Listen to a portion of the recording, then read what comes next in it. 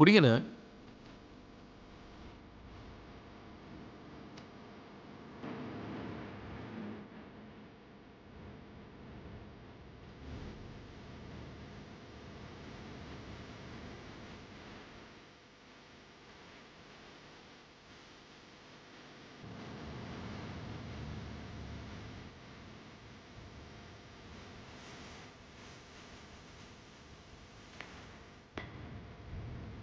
அண்ணே போலாமாண்ணே?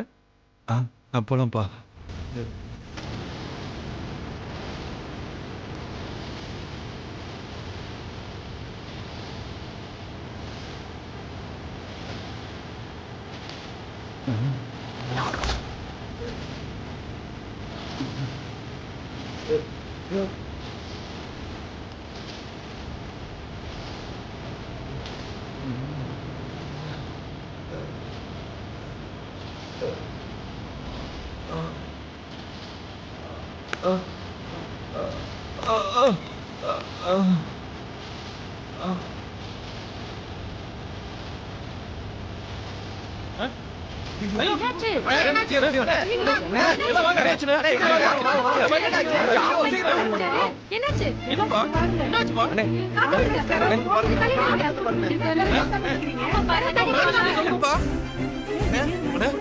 எப்படி விழுந்தாரு? யாரோ தண்ணி கொண்டு வாங்க. எழுப்புங்கப்பா. எழுப்புங்க அவரை. அண்ணே அண்ணே அண்ணே அண்ணே அண்ணே கண்ண முடிச்சு பாருங்கண்ணே. ஆர்டர் முடிக்கணும்ன்றதுக்காக இப்படி முடியாத ஆளை வச்சு டே நைட்னு வேலை வாங்கினா பாவம் அவர் என்ன பண்ணுவாரு? என்னப்பா இப்படி சொல்ற? பார்வதி ஒன்னும் கட்டாயப்படுத்தல. விருப்பம் இருக்கிறவங்க வேலை செய்யுங்கன்னு சொல்லிச்சு. இவரு கடன் பிரச்சனைக்காக ஓவரா வேலை செஞ்சாரு. அதுக்கு பார்வதி என்ன பண்ண முடியும்? நிர்வாகத்தையே குத்த சொல்றீங்க? எல்லாரும் கொஞ்சம் தள்ளி நில்லுங்க. காத்து வரட்டும். ஆமாப்பா தள்ளுங்க தள்ளுங்க தள்ளி நில்லுங்க. தூக்குங்க அவரை. தூக்குங்கப்பா. பாத்து பாத்து கால கால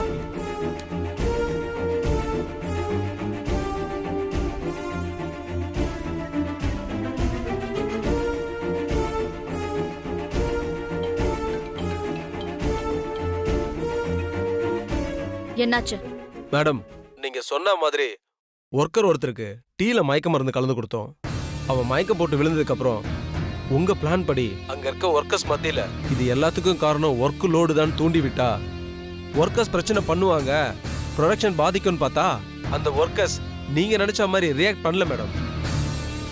பார்வதிக்கு சப்போர்ட்டா தான் பேசுறாங்க மேடம். ஒர்க்கர்ஸ பேசுறது விட்டு தள்ளு. எப்ப அவங்க ஸ்ட்ரைக்க சொதப்புனாங்களோ அப்பவே நான் அவங்கள பெருசா நம்பல. இப்ப என்ன மேடம் பண்றது? இனிமே நாம எதுவும் பண்ண வேண்டாம். நான் லேபர் கமிஷனுக்கு கால் பண்ணி அகிலாண்டேஸ்வரியோட கம்பெனில லேபர் ஆக்டுக்கு விரோதமா என்னென்னமோ நடக்குது, தொழிலாளர்கள் மயக்கம் போட்டு விழற அளவுக்கு கொடுமைப்படுத்துறாங்கன்னு நான் உங்களுக்கு கால் பண்ணி அங்க அனுப்பி வைக்கிறேன். அவங்க வந்து அகிலாண்டேஸ்வரி கம்பெனிக்கு நோட்டீஸ் கொடுத்து எடுக்க வேண்டிய நடவடிக்கையெல்லாம் எடுப்பாங்க. இதான் என்னுடைய பிளான். ஓகே மேடம், அப்ப நான் போனை வச்சிடுறேன். வெய்.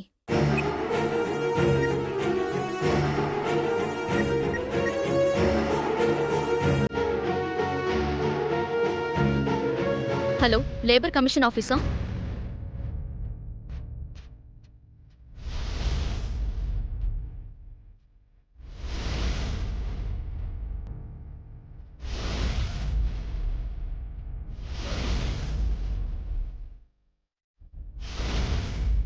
நீங்க இப்பவே கிளம்பி போனீங்கன்னா அங்க ஒர்க்கர்ஸ் மயக்கம் போட்டு விழுந்தத நீங்க ஆதாரத்தோட பிடிக்கலாம்.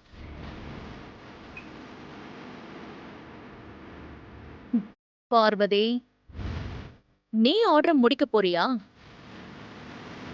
இப்ப லேபர் கமிஷன் ஆபீஸ்ல இருந்து வந்து உன் கதையை முடிக்க போறாங்க.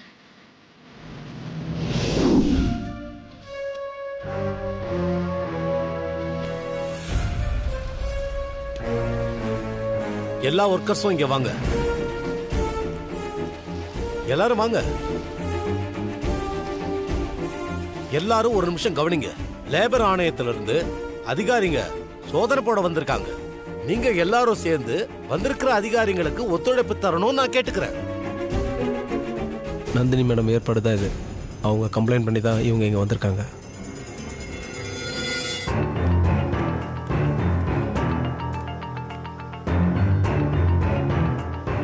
லேபர் ஆக்டுக்கு எதிராக மேனேஜ்மெண்ட்ல இருந்து உங்ககிட்ட ஒர்க் வாங்குறதா எங்களுக்கு கம்ப்ளைண்ட் வந்திருக்கு.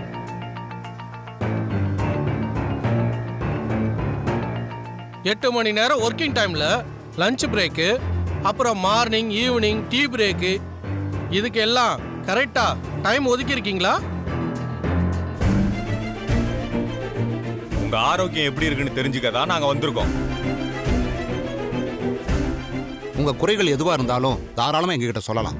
சார், யாரோ உங்களுக்கு தப்பான தகவல் கொடுத்திருக்காங்க சார். இங்க ஒர்க் பண்ற எல்லா தொழிலாளர்களுக்கும் நாங்க மெடிக்கல் ரிப்போர்ட் வச்சிருக்கோம். மாசத்துக்கு ஒரு தடவை அவங்க ஹெல்த் கண்டிஷனை நாங்க நிச்சயமா செக் பண்ணிடுவோம். ரிப்போர்ட்ஸ்லாம் என்கிட்ட தான் இருக்கு, பாருங்க. கொடுங்க.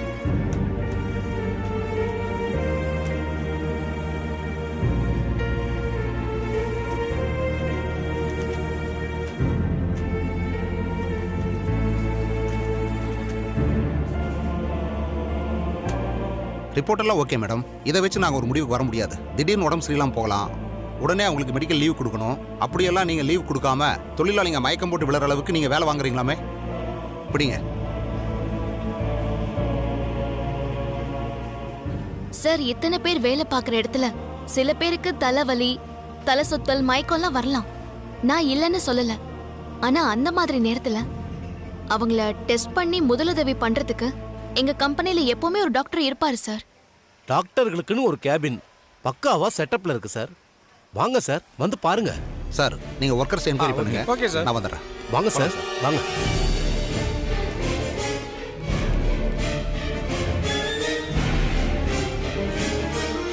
வாங்க சார்.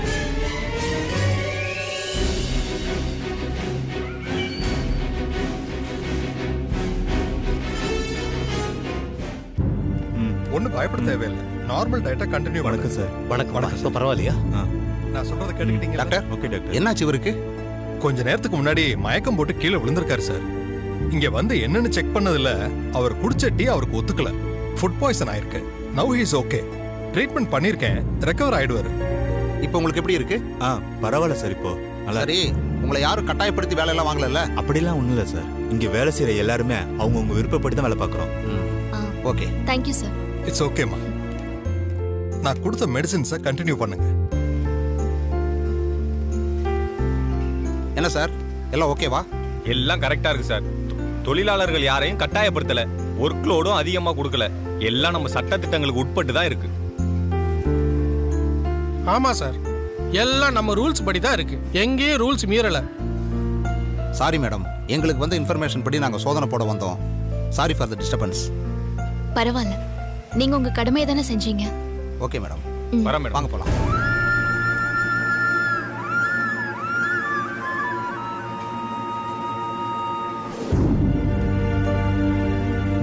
இந்த மாதிரி நேரத்துல கூட அப்பாவை என்னால பக்கத்துல இருந்து கவனிச்சுக்க முடியாம போயிடுச்சு. கணேசன் அப்பாவை பொறுப்பா பாத்துக்கிறானோ என்னவோ தெரியல.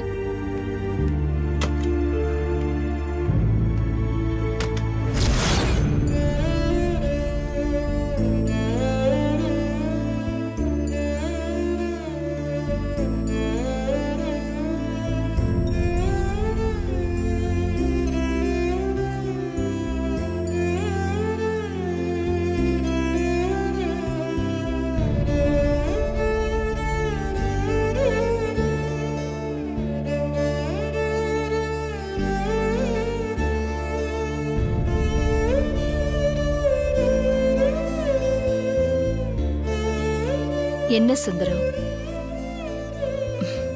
உன் மனசுல நீ என்ன நினைக்கிறேன்னு எனக்கு புரியுது. நான் கும்பிடுற சாமி நீங்க. நீங்க எதுக்காக இப்படி எல்லாம் பண்றீங்கன்னு நினைக்கிறதானே? பக்தனுக்காக சாமி இறங்கி வந்து பணிவிட செஞ்ச கதைகள் எல்லாம் நிறைய இருக்கே. நான் உனக்கு சாமின்னா நீ என்னோட பக்தன் தானே?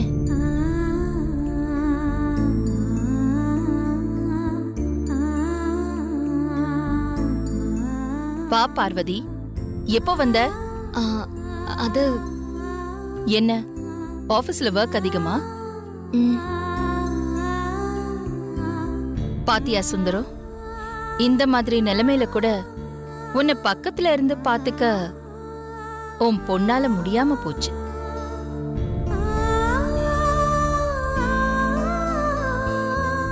இதுக்குதான் நான் அன்னைக்கே உன்கிட்ட சொன்னேன், பார்வதி ஒரு சராசரி பொண்ணு, அவளால பொறுப்புகளை சவால்களை சமாளிக்க முடியாது.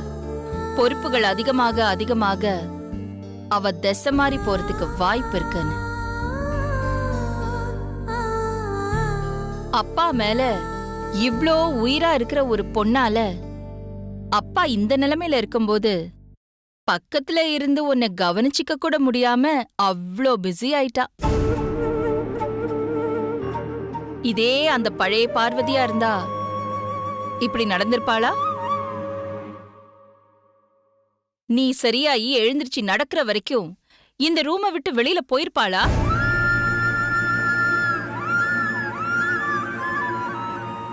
திடீர்னு வந்த பதவி பொறுப்பால நீ வேணா உங்க அப்பாவை மறக்கலாம், ஆனா என்னால அப்படி இருக்க முடியாது. ஏன்னா சுந்தரத்தோட விசுவாசத்துக்கும் நேர்மைக்கும் நான் நன்றி கடன் பட்டிருக்கேன்.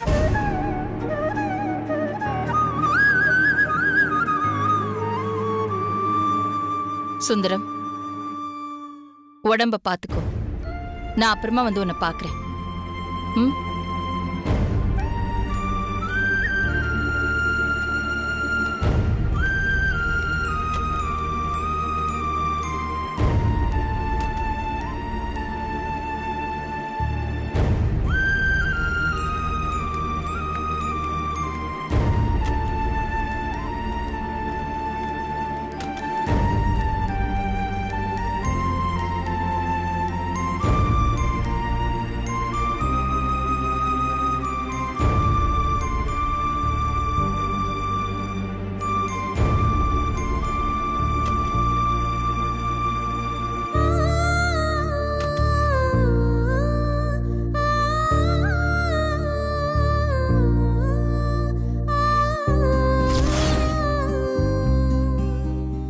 அக்கா, அம்மா பேசுனதை நினைச்சு ஃபீல் பண்றியாக்கா? அம்மா சொன்னது கரெக்ட் தான் கணேசா. இந்த மாதிரி நேரத்துல அப்பா கூட இருந்து என்னால கவனிச்சுக்க முடியலையே. இதெல்லாம் நினைச்சு நீ கவலைப்படாதக்கா, அண்ணா அப்பாவை பாத்துக்கிறதுக்கு நான் இருக்கேன்ல. இருந்தாலும் நான் கூட இருந்து பாத்துக்கிற மாதிரி ஆகுமாடா? மனசுக்கு ரொம்ப கஷ்டமா இருக்கு. உன் மனசை கஷ்டப்படுத்தணும் தான்க்கா அம்மா அப்படி பேசிட்டு போறாங்க. அவங்க பேசினது எதையோ நீ காதுல போட்டுக்கிட்டு உன் மனசை கஷ்டப்படுத்திக்காதக்கா. மாமா சொன்னது மட்டும் மனசுல வச்சுக்கோ. அடுத்தடுத்த கட்டத்துக்கு போகும்போது இந்த மாதிரி பிரச்சனை எல்லாம் வரதான்க்கா செய்யும். இதெல்லாம் தாண்டி போறதுல தான்க்கா உன்னோட வெற்றியே இருக்குக்கா.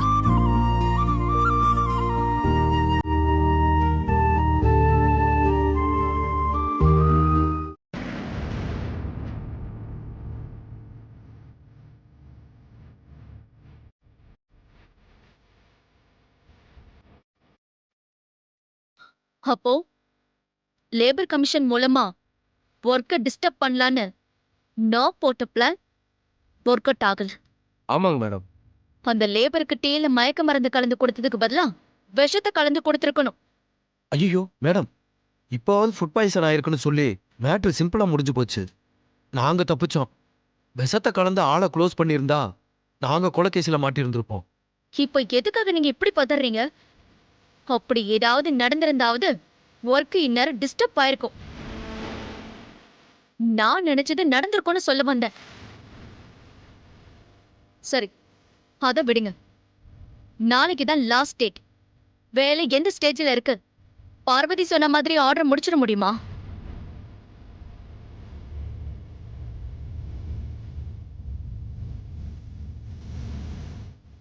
நீங்க தயங்கி நிக்கிறத பார்த்தா பார்வதி சொன்னது செஞ்சு காட்டிடுவா போல இருக்கே.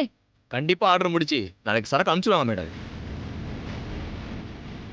நாளைக்கு வரைக்கும் தான் டைம் இருக்கிறதுனால இன்னைக்கு நைட்டுக்குள்ள எல்லா வேலையும் முடிக்கணும். லாஸ்ட் பேக்கிங் மட்டும் காலையில அகிலாண்டேஸ்வரி மேடம் பார்த்ததுக்கு அப்புறம் பேக்கிங் பண்ணிக்கலாம்னு சொல்லியிருக்காங்க மேடம். இந்த வெளிநாட்டு ஆர்டர் மூலமா அகிலாண்டேஸ்வரியோட பிசினஸ்ல மிகப்பெரிய நஷ்டத்தையும் அவ பேருக்கு களங்கத்தையும் ஏற்படுத்தணும்னு நான் திட்டம் போட்டேன்.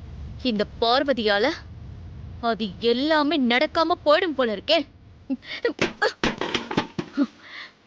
எங்கேயோ ஒரு பட்டிக்காட்டுல இருந்து வந்து ஆதி ஊர்ல இல்லாத நேரத்துல அந்த அகிலாண்டேஸ்வரோட சப்போர்ட்டும் இல்லாம இவளால எப்படி நான் கொடுத்த டிஸ்டர்பையும் முறியடிச்சு இத சாதிக்க முடிஞ்சது? விடமாட்டேன். பார்வதி நினைச்சத நான் நடக்க விட மாட்டேன். இந்த ஆர்டர்னால அகிலாண்டேஸ்வரிக்கு நல்ல பேர் கிடைக்க கூடாது. நான் சொல்ற மாதிரி செய்யுங்க. சொல்லுங்க மேடம், நாங்க என்ன செய்யணும்?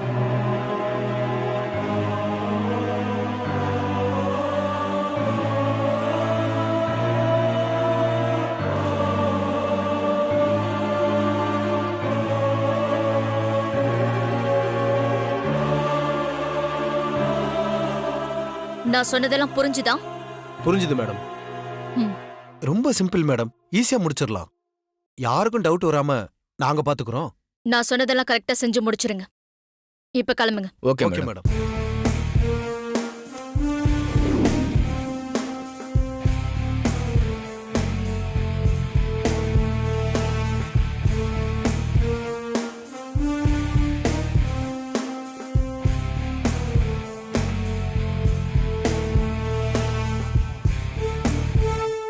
பார்வதி,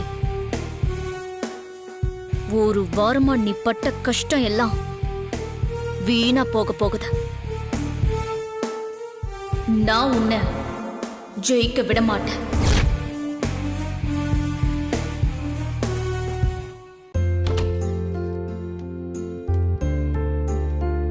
பார்வதியம்மா, வாங்க சார், உட்காருங்க. நீ சாதிச்சிட்டம்மா. உன் நம்பிக்கை வீண் போகல. என்ன சார் சொல்றீங்க? ரொம்ப சந்தோஷமா வேற இருக்கீங்க. என்ன விஷயம்? நாம எதிர்பார்த்ததை விட வேலை சீக்கிரமா முடிஞ்சிடுச்சு. நீங்க சொன்ன மாதிரி சொன்ன டைம்ல ஆர்டரை கம்ப்ளீட் பண்ணி அனுப்பிடலாமா? பேக்கிங்லாம் முடிஞ்சிருச்சா சார்? போயிட்டு இருக்குமா, முடிஞ்சிரும்மா. ரொம்ப சந்தோஷம் சார். இத முதல்ல அம்மாக்கு தான் சொல்லணும்.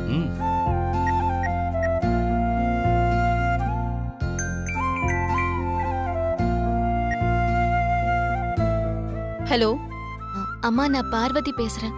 என்ன விஷயம் சொல்லு. நல்ல விஷயம்தாம்மா. ஒர்க்கெல்லாம் நல்லபடியா முடிஞ்சது. என்ன ஒர்க் முடிஞ்சுதா? எல்லா ஒர்க்கும் முடிஞ்சுதா? பேக்கிங் பண்ணிடலாமா? ஆமாமா, பேக்கிங் போயிட்டு இருக்கு. சொன்னபடியே நம்ம லோட் அனுப்பிடலாமா? உண்மையாதான் சொல்றியா பார்வதி? ஆமாமா, நீங்க வந்து எல்லாம் சரியா இருக்கான்னு செக் பண்ணிக்கோங்க. உடனே கிளம்பி வரேன். சரிங்கம்மா.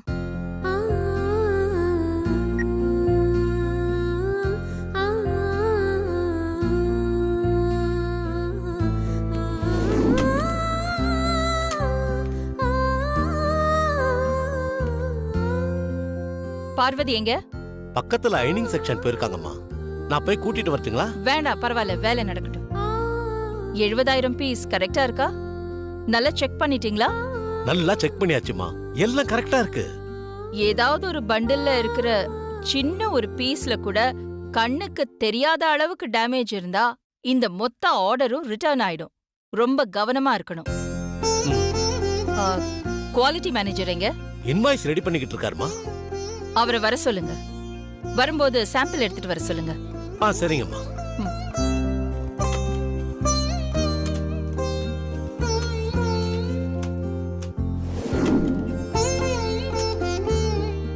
வணக்கம் மேடம். வணக்கம். கொடுத்த டைம் குறைவு, ஆர்டர் அதிகம். டெம்பரரி ஆளுங்களை வச்சு வேலை வாங்கிருக்கீங்க. குவாலிட்டி எல்லாம் நல்லா செக் பண்ணிட்டு தானே பேக்கிங் முடிச்சீங்க? பக்காவா செக் பண்ணிட்டேன் மேடம். இந்தாங்க மேடம் சாம்பிள்ஸ்.